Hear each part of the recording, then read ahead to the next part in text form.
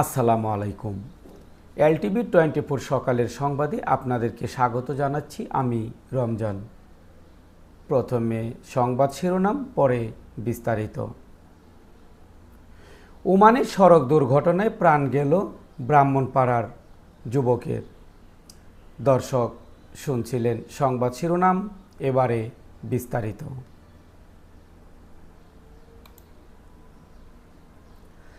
ওমানে মর্মান্তিক সড়ক দুর্ঘটনায় প্রাণ হারিয়েছেন কুমিল্লার ব্রাহ্মণপাড়া উপজেলার মাধবপুর গ্রামের প্রবাসী যুবক শেখ মোহাম্মদ কামরুল ৩৬। মঙ্গলবার ২১শে অক্টোবর রাতে এই বিষয়টি নিশ্চিত করেছেন কামরুলের বন্ধু ও চাচাতো ভাই শেখ মোহাম্মদ সজীব, শেখ মোহাম্মদ শামীম, শেখ মোহাম্মদ সুহেল রানা, চাচা শেখ মোহাম্মদ আলমাস ও শেখ মোহাম্মদ জাহাঙ্গীর। গত বুধবার সকালে বাসা থেকে মার্কেটে যাওয়ার পথে দুর্ঘটনায় তার মৃত্যু হয়। নিহত শেখ মোহাম্মদ কামরুল উপজেলার মাধবপুর গ্রামের শেখ বাড়ির মৃত কামাল হোসেনের ছেলে।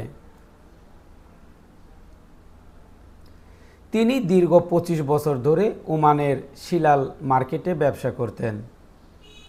পরিবার ও প্রবাসী সূত্রে জানা গেছে, গত কুরবানির ঈদ শেষে কামরুল সহ আরও ৪ জন একসঙ্গে ছুটি কাটিয়ে গত শুক্রবার ওমানে ফেরেন।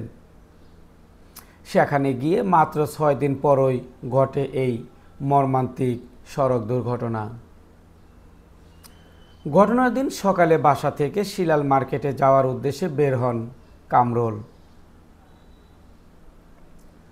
পথে এক তানজানিয়ান চালক তাকে বাসে করে মার্কেটে পৌঁছে দেওয়ার প্রস্তাব দিলে তিনি তাতে ওঠেন।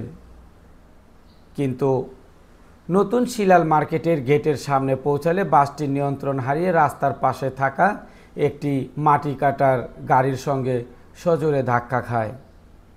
এতে বাসের সামনের অংশ দুমড়ে মুচড়ে যায় এবং ঘটনাস্থলেই মারা যান শেখ মোহাম্মদ কামরুল।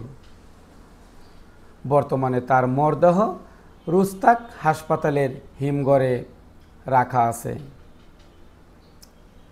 বুধবার রাত ৯টা তার লাশ দেশে আনার কথা রয়েছে।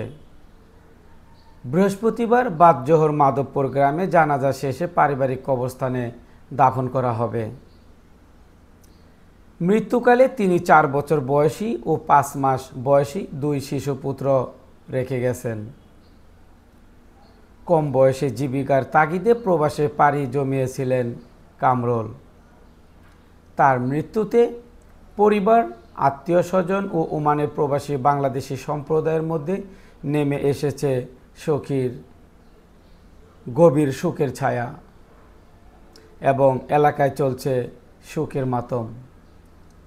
দর্শক, এই ছিল আজকে আমাদের সকালের সংবাদ। দুপুরের সংবাদ শোনার আমন্ত্রণ জানিয়ে বিদায় নিচ্ছি। আল্লাহ হাফেজ।